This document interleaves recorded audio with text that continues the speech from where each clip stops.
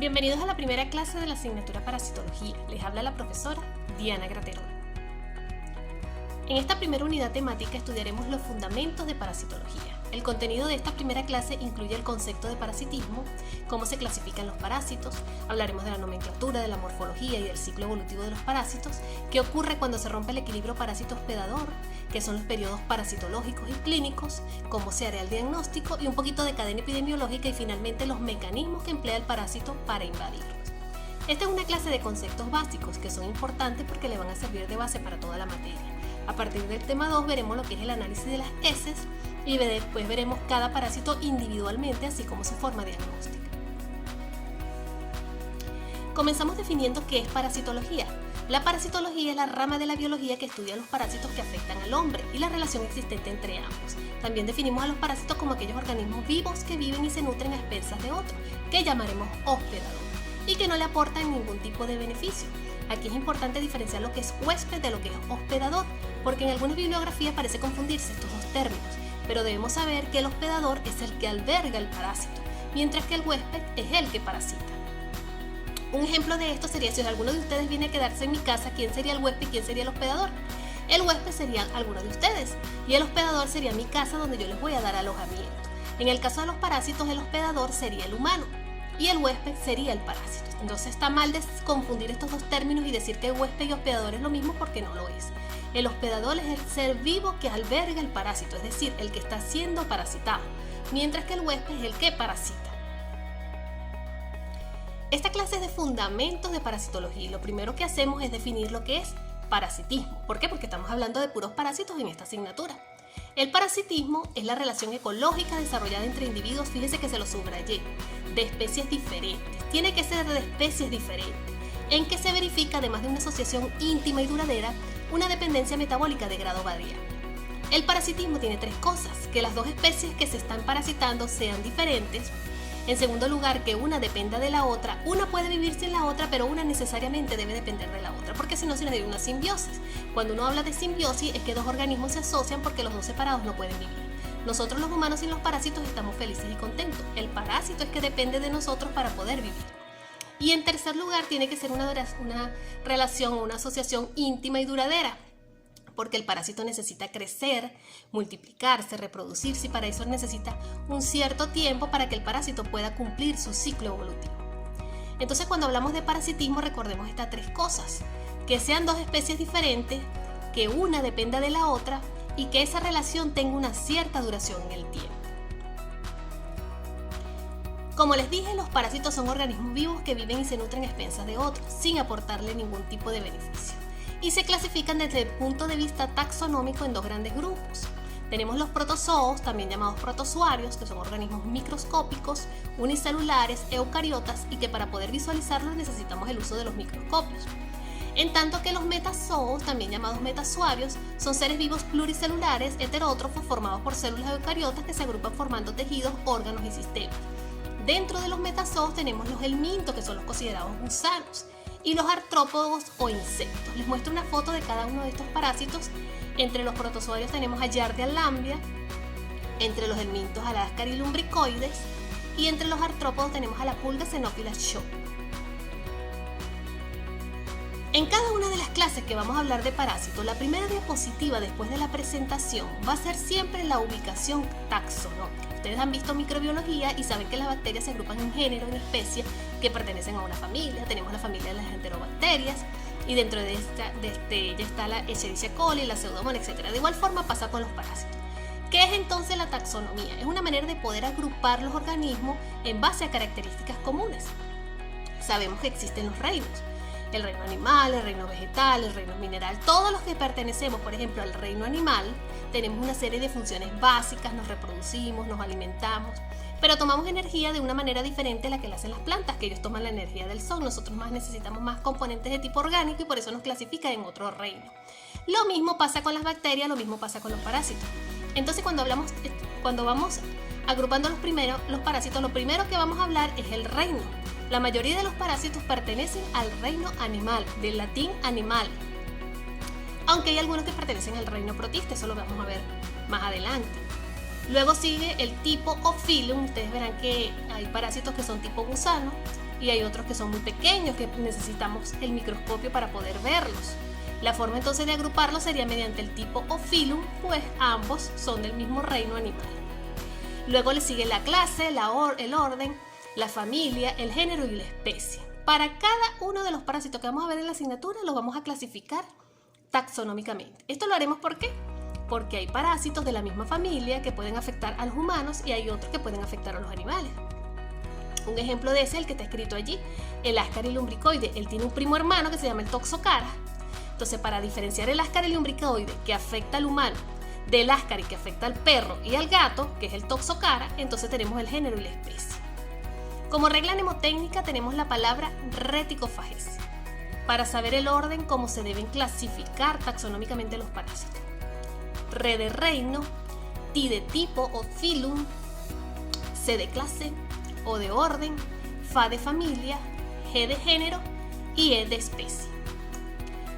Otra cosa importante que deben saber es la forma de cómo escribir los nombres de los parásitos. Esto está regulado por la Comisión Internacional de Nomenclatura Zoológica.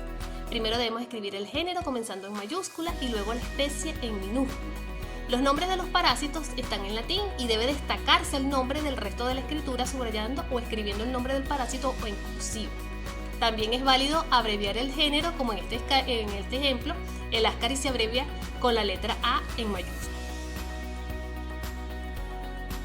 Después de la ubicación taxonómica del parásito se hablará de la morfología y del ciclo evolutivo del parásito. La morfología se refiere a cómo describir la forma o estructura de los parásitos. Esto puede hacerse a nivel macroscópico, a nivel microscópico, puede ser externa, puede ser internamente. Se estudiarán todas aquellas características morfológicas que permitan reconocer con facilidad a los parásitos. Por ejemplo, cómo es el tamaño, cómo es la forma, cómo es el aspecto, etc. Allí hablaremos del estadio del parásito, que se refiere a las diferentes etapas de maduración del parásito. Por ejemplo, para los helmintos, las morfologías de que hablaremos en las clases serán la morfología de huevo, de larva y de gusano adulto. Y para los protozoarios hablaremos de lo que es trofozoitos y quistes. Y estas morfologías tienen mucho que ver con lo que es el ciclo evolutivo del parásito. ¿Qué es el ciclo evolutivo? Son todas aquellas etapas desde que está el adulto hasta que vuelve a formarse un nuevo adulto. Si hablamos, por ejemplo, de los gusanos, existe el gusano macho y el gusano hembra. Ellos dos copulan, la hembra pone un huevo y de allí sale una larva. La larva crece en tamaño hasta que madura el aparato sexual y se pone grandototota igual que sus padres. Esto es lo que llamamos ciclo evolutivo. Todas aquellas etapas por las que pasa el parásito, de un adulto los padres volvamos a tener a los hijos que estén completamente adultos. Los parásitos se pueden clasificar de muchas formas, dependiendo de la cantidad de hospedadores que un parásito necesita para completar su ciclo evolutivo. Puede ser parásito monoxeno. Mono quiere decir uno. Seno, organismo. Es aquel parásito que requiere de un solo hospedador, de un solo organismo, para poder cumplir su ciclo evolutivo. Un ejemplo de esto es el mismo Ascaris lumbricoide que les he mencionado a lo largo de la clase. Ustedes han oído hablar de niños que expulsan gusanos hasta por el ano. Bueno, este es el primero de los parásitos que vamos a ver en la asignatura y es un parásito monoxeno, porque solo necesita del humano para cumplir su ciclo evolutivo. Y les muestro un ejemplo de un ciclo evolutivo de un parásito monoxeno. Para que se cumpla el ciclo, la persona sana se infecta ingiriendo huevos embrionados de parásitos, que luego van a cumplir su ciclo en el humano. Ese huevo dentro del estómago del humano va a eclosionar. Cuando yo digo eclosionar es que va a romperse y se va a liberar una larva, la cual va a crecer en tamaño y luego va a madurar sexualmente hasta ser igual a sus padres. Luego macho y hembra copulan y la hembra pone nuevos huevos que son expulsados al exterior por medio de las heces. Este es un ciclo monoxeno, porque para que se cumpla el ciclo requiere de un solo hospedador que vendría a ser el humano. Hay parásitos que son heteroxenos, es decir, que requieren de 2 o más hospedadores para completar su ciclo evolutivo. Un ejemplo de este parásito es el que produce la cisticercosis. ¿Han oído hablar de un parásito que se aloja en el cerebro? Bueno, este parásito es un parásito heteroxeno porque para que se cumpla su ciclo requiere de un animal que es el hospedador intermediario, que en este caso es el cochino. Nosotros hablamos de hospedador definitivo en general cuando hablamos de parásitos monoxenos y en la mayoría de las parasitosis hablamos de hospedador definitivo porque es el hospedador donde se encuentra el parásito en el estadio adulto. Y hablamos de hospedador intermediario cuando el parásito está en estadio inmaduro o estadio larvario. En el caso de los parásitos heteroxenos, ellos requieren de 2 o más hospedadores. El hospedador definitivo vendría a ser el humano y el hospedador intermediario vendría, en el caso de la cisticercose, a ser el cochino. El ciclo de este parásito es un poco más complicado que el que les mencioné de Ascaris lumbricoides, porque cuando la persona está infectada, expulsa huevos por medio de las heces. Estos huevos pueden caer en el pasto y cuando el cochino come pasto con huevos, se infecta.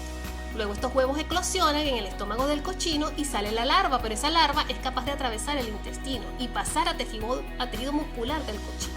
Entonces, cuando una persona sana mata el cochino y se come la carne del cochino, pero la cocina la carne vuelta y vuelta, es decir, la deja cruda, ¿qué está pasando allí?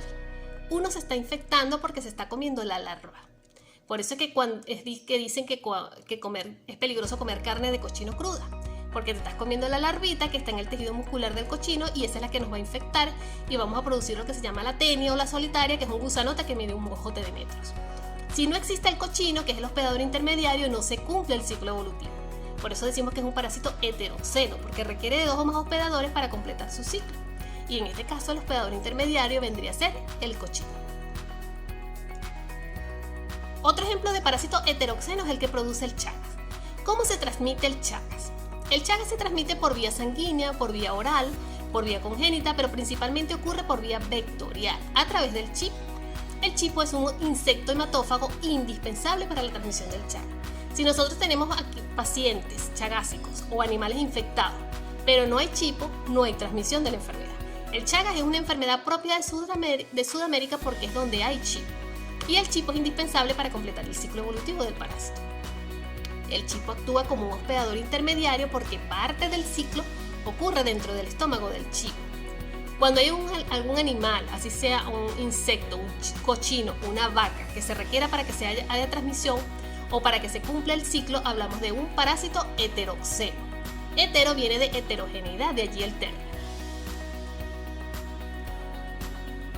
De acuerdo a la diversidad de hospedadores definitivos, los parásitos pueden ser estenoxeno. Ya aquí no hablamos de monoxeno ni de heteroxeno, hablamos de estenoxeno. Esteno quiere decir estrecho, son aquellos parásitos que parasitan una sola especie o especies muy afines. Generalmente solo parasitan al hombre, en el caso de los que veremos en la asignatura.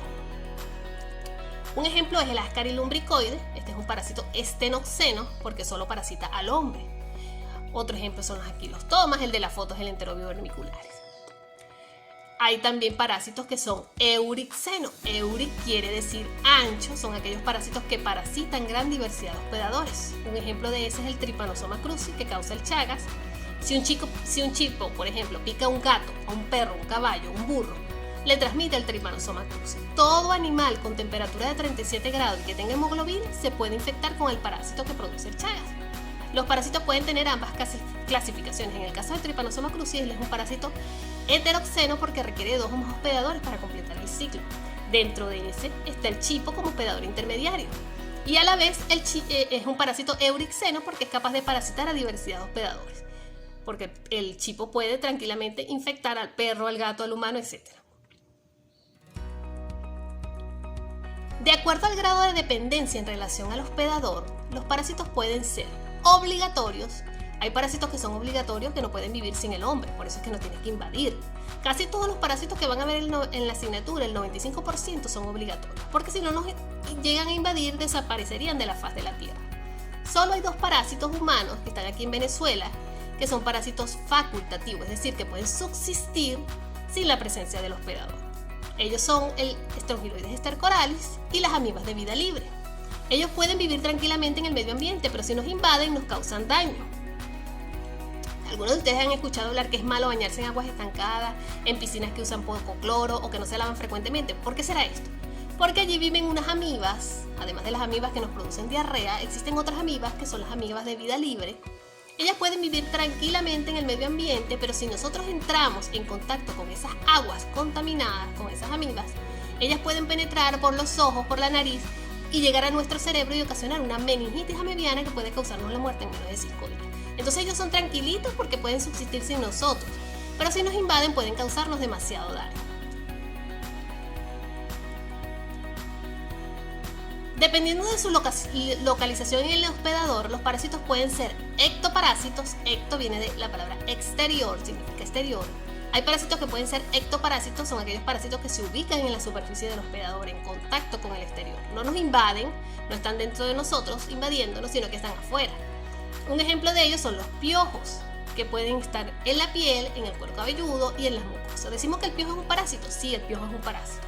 ¿Por qué decimos que el piojo es un parásito? Recuerden que les mencioné que es parasitismo. Primero, que sean dos especies diferentes. El piojo es diferente a nosotros. Segundo, que una dependa de la otra. El piojo depende de nosotros porque necesita chupar sangre.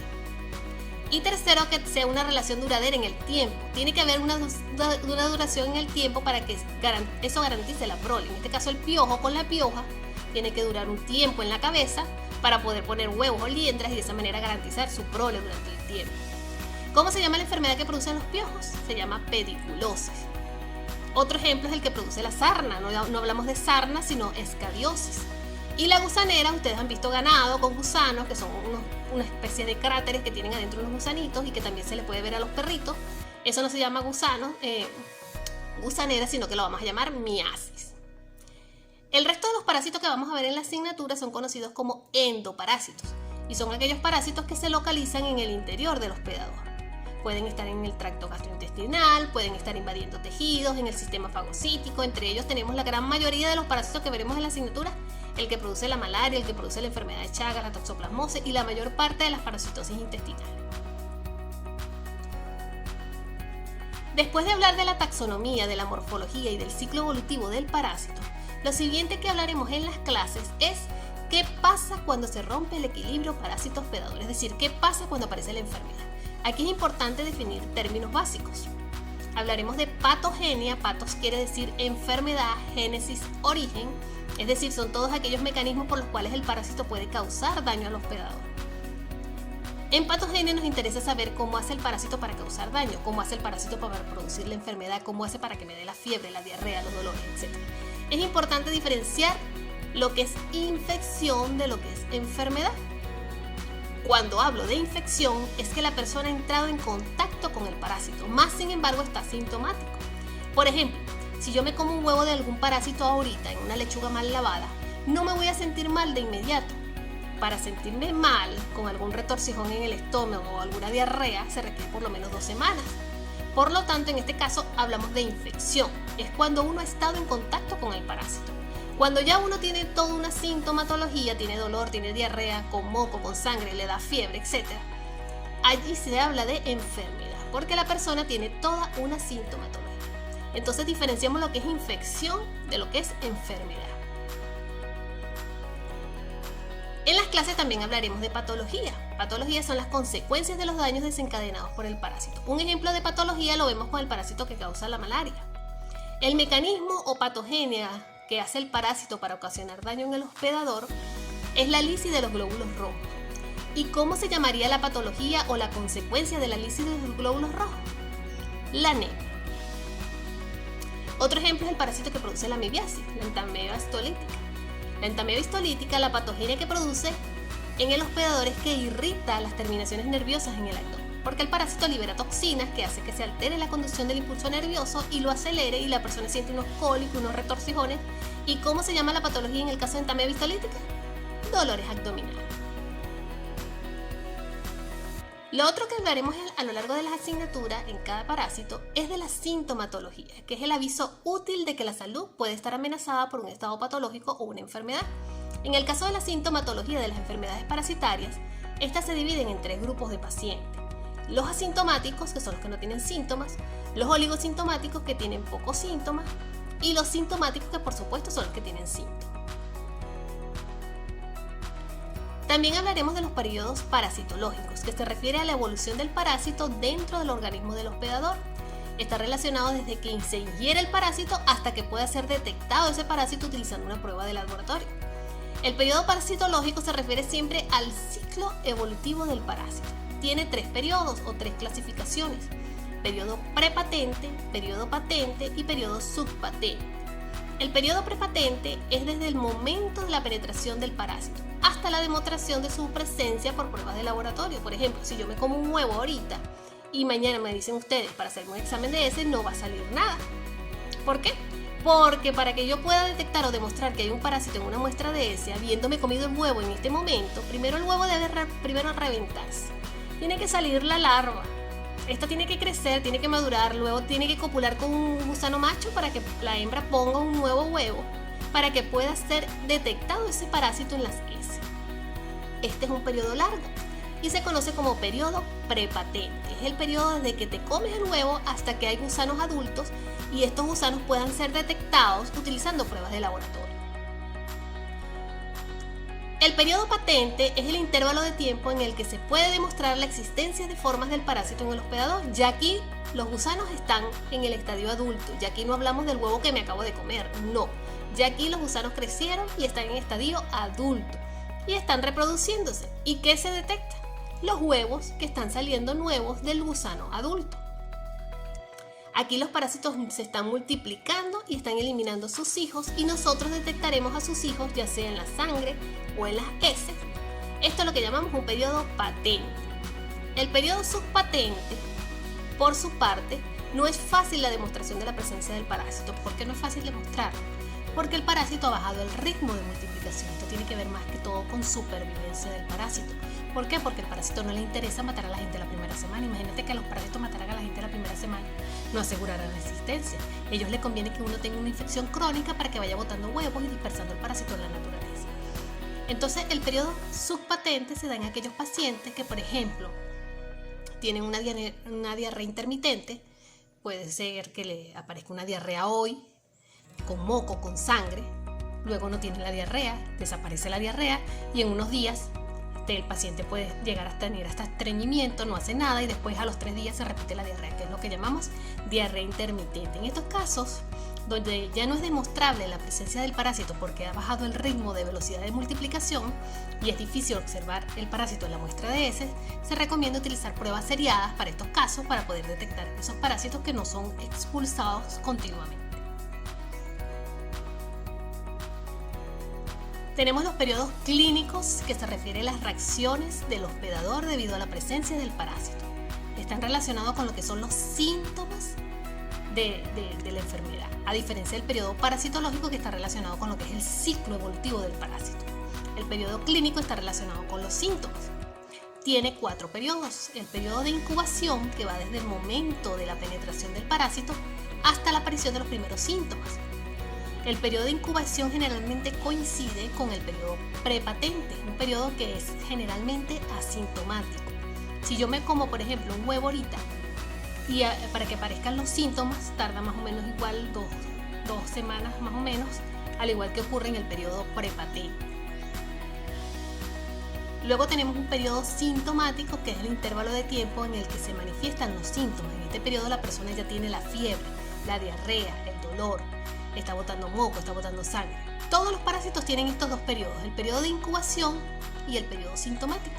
Hay algunos parásitos que tienen un periodo latente, que es cuando hay desaparición de los síntomas. Por ejemplo, el parásito que produce la toxoplasmosis, un paciente puede tener toxoplasmosis y no tener síntomas de toxoplasmosis. Y si ha tenido síntomas, estos pueden desaparecer sin ningún tratamiento y estar el parásito escondido dentro de la célula. Entonces, ¿cuándo se activa este parásito? Cuando bajan las defensas, sobre todo en pacientes con trasplantes, pacientes con VIH, empieza a manifestarse la enfermedad. Sobre todo porque toxoplasmosis es un parásito oportunista y aprovecha las defensas bajas para manifestar la enfermedad. Este tipo de parásitos tiene esta característica, que puede tener un periodo latente, puede desaparecer por un tiempo, pero está escondido en el interior del organismo y puede posteriormente reaparecer originando un periodo de recaída. La recaída es la aparición de síntomas posterior a un estado silente. Hay algunas especies de parásitos, por ejemplo el de la malaria, el Plasmodium vivax, que produce recaída. En estos casos el paciente aparenta estar curado, pero a los días le da los episodios febriles y de escalofríos característicos de la malaria. Después pasa un tiempo que no tiene nada, está latente, y después de un cierto tiempo vuelve a aparecer y le da la fiebre, entonces es un periodo de recaída. A esto nos referimos que pasó de un periodo latente y después a un periodo de recaída.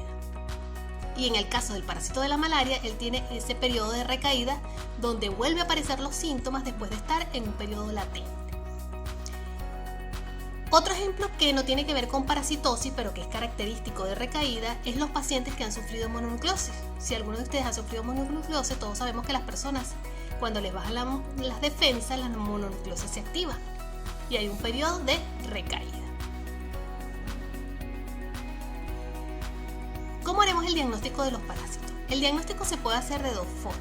El diagnóstico clínico epidemiológico, que es el interrogatorio que hace el médico, ¿en base a qué? En base a los síntomas, por eso decimos que es clínico, y relacionando el área con los síntomas, que es a nivel epidemiológico. Y el médico lo que hace es preguntarle al paciente: ¿te dio fiebre? ¿Has tenido diarrea? ¿Con moco? ¿Con sangre? ¿Desde cuándo estás así? ¿Dónde trabajas? ¿Dónde vives? ¿Has viajado para el Amazonas? En fin, todo lo que tenga que ver con la sintomatología y a nivel epidemiológico, que permita orientar al médico sobre qué exámenes se le puede mandar a hacer a ese paciente para hacer un diagnóstico. Dependiendo del tipo de síntoma, el médico va a mandar los exámenes, y allí sí actuamos nosotros los bioanalistas mediante los métodos de diagnóstico de laboratorio, donde están los métodos de demostración del parásito. Cuando yo hablo de métodos de demostración del parásito, lo que busco es demostrar el parásito, que yo pueda ver el parásito en la muestra. Si yo estoy trabajando con una muestra de ese, que yo pueda ver el huevo, que pueda ver la larva, el trofozoito en la muestra de ese. Si estoy diagnosticando malaria, y como los parásitos de la malaria están en la sangre, que yo pueda ver el parásito en un frotis de sangre periférica. Y en el caso de las amibas de vida libre que les mencioné, que yo pueda verla en el líquido cefalorraquídeo. Todo es lo que yo pueda demostrar o visualizar el parásito en la muestra del paciente. Cuando hablamos de métodos inmunológicos, ya no buscamos el parásito, buscamos los anticuerpos contra el parásito. Y eso lo hacemos en suero, en plasma, en líquido cefalorraquídeo. Y los métodos auxiliares son los que hace el médico generalmente, son métodos adicionales que pueden servir para saber en qué parte está alojado el parásito. Por ejemplo, hay pacientes que nunca saben que han estado enfermos y lo descubren, por ejemplo, en el caso de la cisticercosis, con una tomografía de cabeza. O en el caso de un paciente chagásico, con una placa de tórax, descubre que es un paciente chagásico crónico porque tiene el corazón que está más grande de lo normal. Entonces, estos métodos auxiliares se utilizan para parásitos que están en tejidos y permite ver en qué parte están alojados estos parásitos, por lo que sirven mucho a nivel diagnóstico. Para los métodos de demostración del parásito y los métodos inmunológicos, que son los que nos interesan a los bioanalistas, nos basaremos en el fundamento biológico, el fundamento técnico, sensibilidad, especificidad, facilidad de ejecución y costo de cada una de las técnicas que vamos a ver dependiendo de cada parásito. Bueno, ya hablamos de lo que es morfología, de lo que es ciclo evolutivo, de lo que es taxonomía, de patogenia, patología, sintomatología y de los métodos diagnósticos. Pero ¿cómo hacen los parásitos para llegar a nosotros? Ellos tienen que cumplir un ciclo. Tienen que nacer, tienen que crecer, tienen que alimentarse, tienen que reproducirse y tienen que desplazarse de un sitio a otro. Todo lo que necesita ocurrir para que el parásito nos invada es una cadena epidemiológica. Y se habla de 3 eslabones. El eslabón A, que es el reservorio o fuente de infección, el eslabón B, que es el mecanismo de transmisión, y el eslabón C, que es el hospedador susceptible. Si hablamos del reservorio o fuente de infección, es el lugar donde se mantiene el parásito en la naturaleza. Puede ser hombre o animal. Si el parásito es de transmisión de hombre a hombre, hablamos de una antroponosis. Si la transmisión es entre animales, de animal a animal, decimos que es una zoonosis. Si el parásito está en el hombre y se transmite a los animales, decimos que es una zoantroponosis. Y si el parásito está en los animales y se transmite al hombre, es una antropozoonosis. Para cada uno de los parásitos que veremos en la asignatura se les va a decir qué tipo de fuente de infección estamos hablando. Cuando hablamos del mecanismo de transmisión, nos referimos a la forma como el parásito se transmite o cómo pasa del reservorio al hospedador susceptible. Allí hablaremos de la forma parasitaria de eliminación, que generalmente es el huevo, la larva, el quiste, la puerta de salida o vía de eliminación, que puede ser el ano, o en el caso de la picadura de insecto también puede ser la puerta de salida, el medio de eliminación, que pueden ser las heces o también puede ser la sangre, el medio de evolución, que puede ser el suelo, la forma parasitaria infectante, que también puede ser el huevo, la larva o el quiste, el medio de penetración, que puede ser a través de alimentos o aguas contaminadas o también a través de la picadura de insectos, la puerta de entrada, que es a través de la piel, la boca. Cuando hablamos del hospedador susceptible, siempre será el hombre sano, porque estamos hablando de parasitosis humanas, entonces el hospedador susceptible siempre lo vamos a relacionar con el hombre sano. Un ejemplo de cadena epidemiológica en un parásito monoxeno, o cómo ocurre esa cadena epidemiológica en un parásito monoxeno. Si alguno de ustedes está infectado con el parásito más sencillo que vamos a ver en la asignatura, que es el Ascaris lumbricoides, pero está infectado asintomático, solamente está botando huevos y tiene la costumbre de defecar en el suelo. Los huevos, cuando la persona defeca en el suelo, los huevos se quedan allí, en la S que está en el suelo.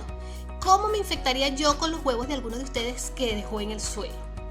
Yo me infecto porque las moscas se paran en la muestra de S y con las paticas agarran el huevo. Y si yo soy una persona descuidada y dejo mi comida destapada, la mosca se puede parar en mi comida y cuando yo me como mi comida, yo me estoy comiendo el huevo. Entonces, todo lo que necesita ocurrir para que el parásito llegue a nosotros es lo que llamamos una cadena epidemiológica. El reservorio o la fuente de infección sería cualquiera de ustedes que esté infectado con ascaris y esté defecando en el suelo y esté botando huevos. El mecanismo de transmisión sería la mosca, que fue la que sirvió de autobús para agarrar los huevitos de las heces y colocarlo en mi comida. Y el hospedador susceptible sería yo que me estoy infectando con esos huevos. Un ejemplo de cadena epidemiológica en el caso de parásitos heteroxenos es el que produce el Chagas. El reservorio del Chagas en la naturaleza es el rabipelado. Este aloja el parásito normalmente y no le hace daño. Los rabipelados hacen cuevas y andan por allí tranquilos y luego vienen los chipos, intervienen en este ciclo los chipos, que son insectos hematófagos que se alimentan de sangre, y en las cuevas donde están esos rabipelados el chipo pica al rabipelado que tiene el parásito dentro y que no le hace daño, y dentro del estómago del chipo el parásito se transforma de un estadio a otro y luego el chipo inocula ese parásito, puede ser en un perro, en un gato, en un humano, porque recuerden que dijimos que él era un parásito eurixeno. Entonces, en la cadena epidemiológica del Chagas, ¿quién representa cada uno de los eslabones? El reservorio sería el rabipelado. El mecanismo de transmisión sería el chipo, que es el que pica el rabipelado y después va y transmite el parásito al perro, al gato, al humano. Pero a la vez el chipo es un hospedador intermediario, porque les dije que el parásito dentro del estómago del chipo se transforma de un estadio a otro. Entonces, si no hubiese chipo, no habría transmisión del parásito, porque el chipo es indispensable para que el parásito se transforme en otro. Y el hospedador susceptible sería el perro, el gato, el humano, cualquiera que infecte el chipo, porque es un parásito eurixeno y puede infectar diversidad de hospedadores. Pero ¿cómo hacen los parásitos para invadir? ¿O cuáles son los mecanismos de invasión parasitaria? Unos parásitos pueden entrar a través de la piel. Hay parásitos que se transmiten cuando uno anda con los pies descalzos, por ejemplo los anquilostomidios. Esas son larvitas muy pequeñas que están en la tierra y ellas se caracterizan porque pueden secretar sustancias lícticas o enzimas que abren huequitos y perforan la piel, sobre todo en la planta del pie de los niños que acostumbran a andar con los pies descalzos.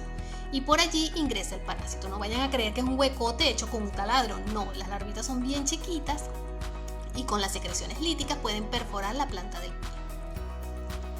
Otra forma de invasión es a través de las picaduras de insectos, como en el caso de la malaria, que es transmitida por los anofelinos, al igual que el dengue, que es transmitido por el Aedes aegypti.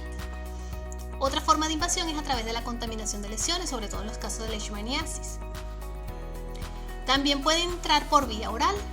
Por vía oral también pueden invadir los parásitos, bien sea que nos comamos un huevo porque la mosca no los puso en la comida, o porque comimos una lechuga mal lavada, o nos tomamos agua contaminada con huevos. Aquí el parásito tiene que tener bastante resistencia, tiene que resistir el pH del estómago. Recuerden que el estómago tiene un pH entre 3 y 4. Entonces el parásito que ingresa por vía oral tiene que ser capaz de resistir ese pH, y eso generalmente lo toleran son los quistes y los huevos, porque ellos están recubiertos por una concha bien gruesa y la larva está dentro en el interior y no le pasa nada en el estómago. Hay gusanos adultos que están revestidos por una cutícula, ya veremos en las próximas clases cuáles son estos gusanos, que impide que las enzimas digestivas lo ataquen. Entonces ese es otro mecanismo de resistencia que tiene el parásito para que le permita invadirnos a nosotros y que es capaz de no sufrir daño mientras nos invade. Por ejemplo, el Ascaris lumbricoides tiene el polipéptido inhibidor de la tripsina. Nosotros podemos producir en el duodeno sales biliares y enzimas como pexina, tripsina, quimiotripsina, pero hay larvas como el Ascaris lumbricoide que es capaz de secretar sustancias que neutralizan o bloquean esas enzimas. ¿Para qué? Para que no les pase nada y después se distribuyen esos parásitos por la sangre o por la linfa, ocurriendo lo que es la migración por vía sanguínea o por vía linfática para los diferentes órganos. Y después se ubica en el hábitat. ¿Cuáles son los tipos de hábitat de los parásitos? Cuando hablamos de hábitat, es el sitio donde se aloja el gusano adulto. Hay gusanos que para poder cumplir su ciclo evolutivo tienen que viajar por todo el organismo. Cuando yo me como el gusano por la boca, unos pasan por los pulmones, pasan por el hígado para ir creciendo y luego llegan a su hábitat o a casa que escogieron para vivir. Ellos escogen el hábitat dependiendo del ambiente que tenga ese hábitat.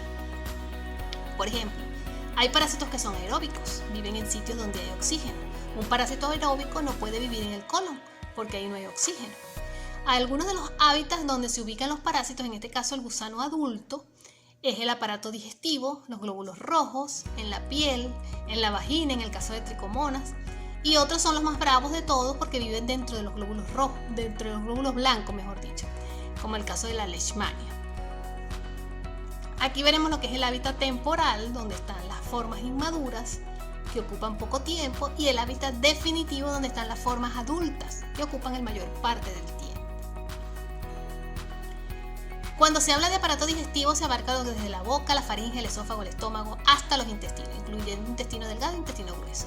Se incluyen las glándulas anexas, que son las glándulas salivales, la vesícula, el hígado, el páncreas y el vaso. Aquí los parásitos deben resistir el pH, ya hablamos de eso, de que algunos parásitos están recubiertos por una concha quística que impide que el pH estomacal los afecte. También tienen que ser capaces de neutralizar enzimas, tienen que resistir la motilidad intestinal o el peristaltismo. Algunos parásitos tienen organelos para hacer eso, tienen chupones, dientes, placas que permiten que ellas puedan adherirse al epitelio intestinal e impedir que sean expulsados cada vez que se defeca o cada vez que hay movilidad intestinal. Estos parásitos en el aparato digestivo tienen que resistir bien el hábitat donde se están ubicando. En el caso del tejido conjuntivo también es afectado por los parásitos. Hay parásitos que en vez de vivir en el intestino se mudan hacia el tejido conjuntivo.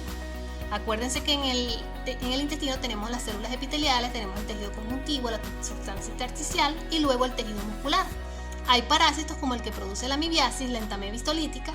Ella puede ubicarse en el tejido conjuntivo y allí hay terminaciones nerviosas y mientras se mueve el parásito por allí da unos cólicos o retorsión.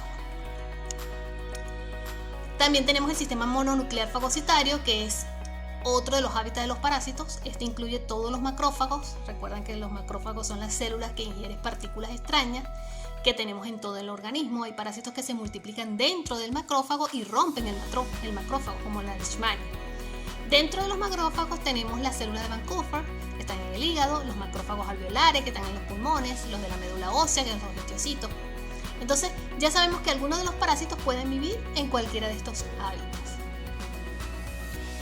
Hay parásitos que habitan en la sangre e invaden el glóbulo rojo, como el caso de la malaria. El Plasmodium se multiplica y rompe el glóbulo rojo y da anemia. Cuando vean hematología van a ver cómo está constituida la sangre y que hay algunos parásitos que pueden ubicarse dentro del glóbulo rojo, como es el caso de la malaria. Hay parásitos como las filarias que habitan en los vasos linfáticos. ¿Ustedes han escuchado hablar de la elefantiasis? Esta es producida por un parásito que se llama Wucherea bancrofti. Estos son unos gusanitos que viven en los vasos linfáticos, van obstruyendo el vaso linfático y la linfa comienza a derramarse hacia los tejidos, lo que ocasiona un edema y se complica ese cuadro con un cuadro inmunológico. La piel se pone dura y es lo característico en la fase crónica de la enfermedad que se conoce como elefantiasis.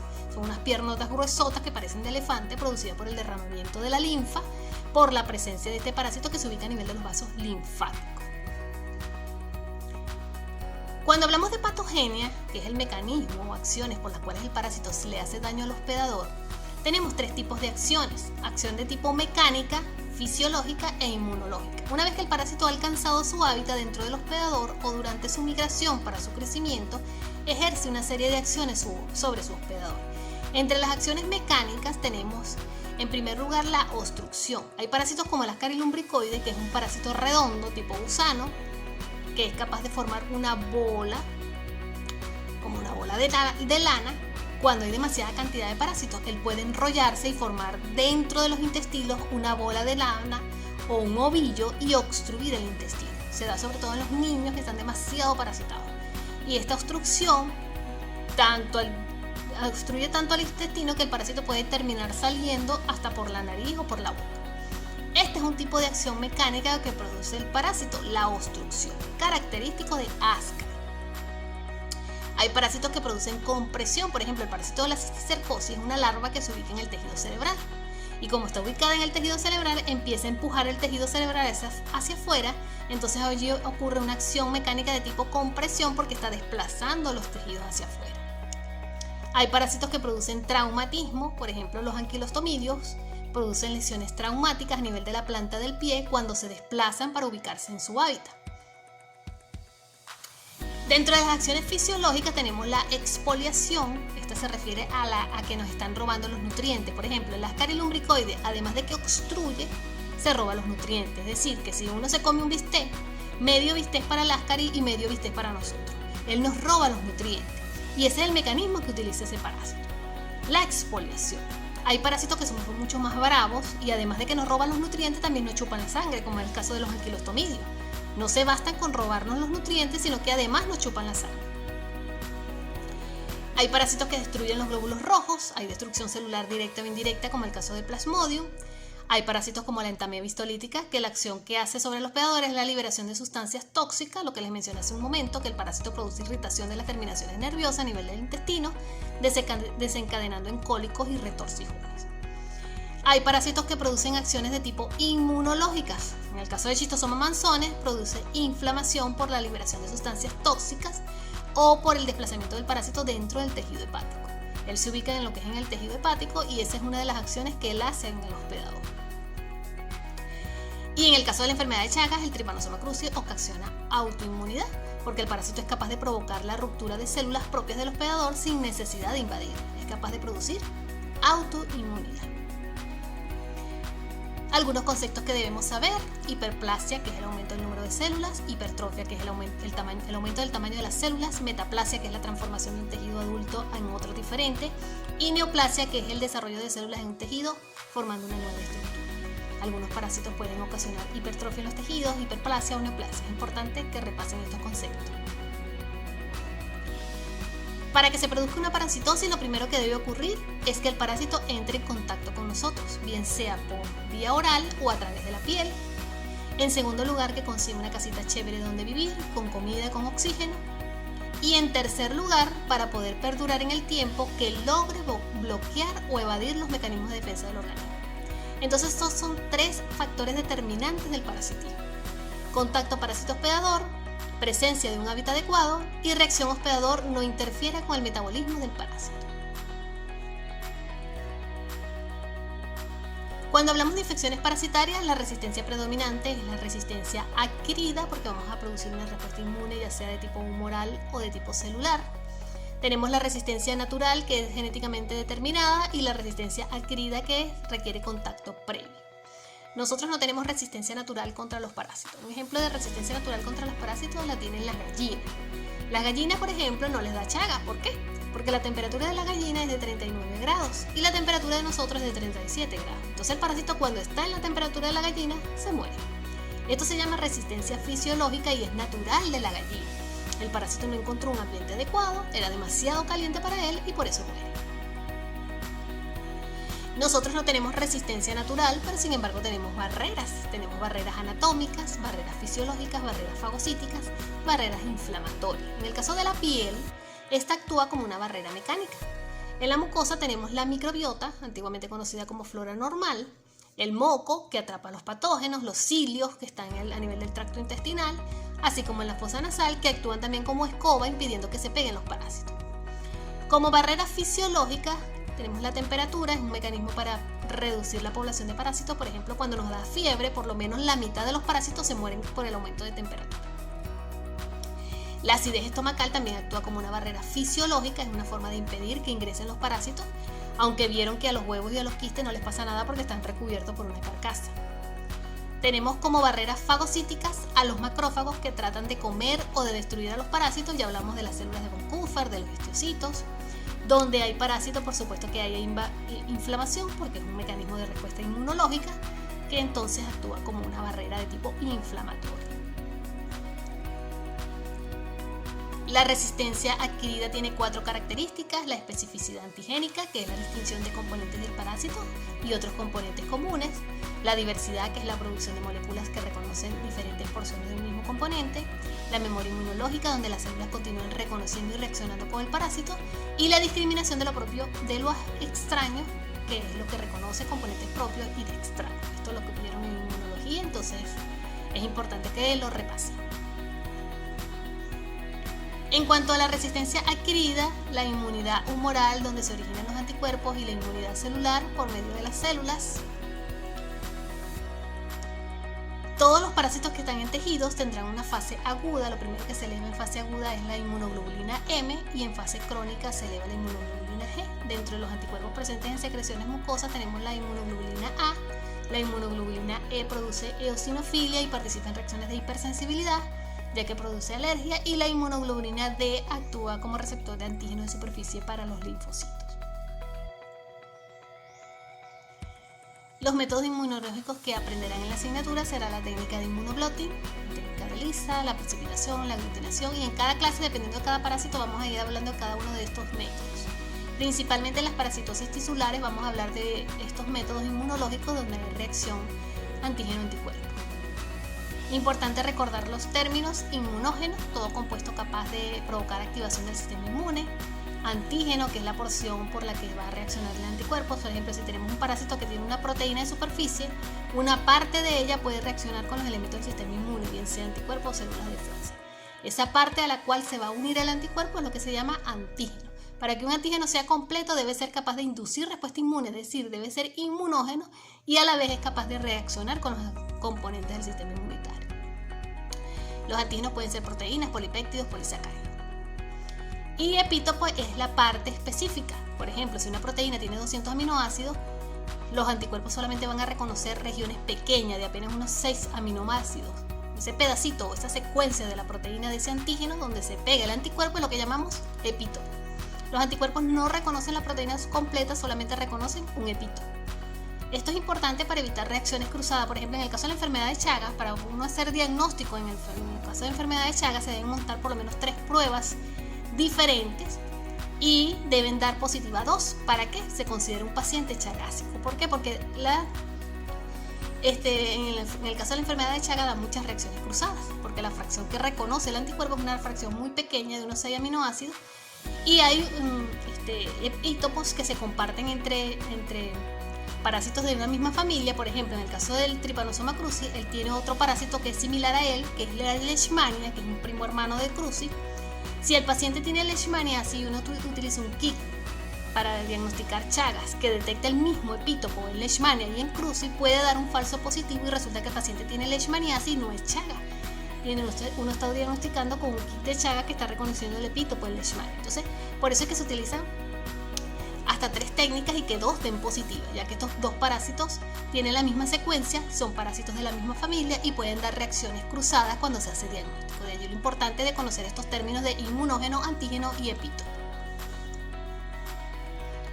¿Cómo es el parásito para evadir la respuesta inmunológica? Hablamos que el parásito necesitaba entrar en contacto con nosotros, encontrar una casita chévere con comida y oxígeno, y en tercer lugar, bloquear o evadir la respuesta inmunológica. ¿Cómo lo hace?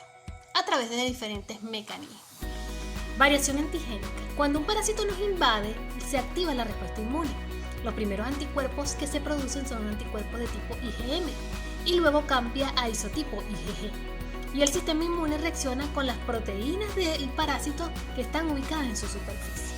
Todo parásito está vestido con una ropa particular, que son las proteínas de superficie. ¿Por qué? Porque estos son los mejores inmunógenos, porque son los más fáciles de ver. Entonces, cuando el sistema inmune o el macrófago ve al parásito, dice, si nos imaginamos que el parásito está vestido con una ropa particular, podemos decir que ese parásito está vestido con un pantalón blue jean, una franela azul, unos zapatos blancos, y cuando el sistema inmune ve ese parásito, le avisa al linfocito T, y ese linfocito T va a empezar a buscar a toda cosa que tenga esa característica. ¿Qué hace el parásito que tiene el mecanismo de evasión por variación antigénica? Se cambia de ropa y se pone otra antes de que lo ataque el anticuerpo que se acaba de producir. ¿Qué parásito hace eso? Esto lo hace el Trypanosoma africano, no lo tenemos en nuestro país, es el que produce la enfermedad del sueño.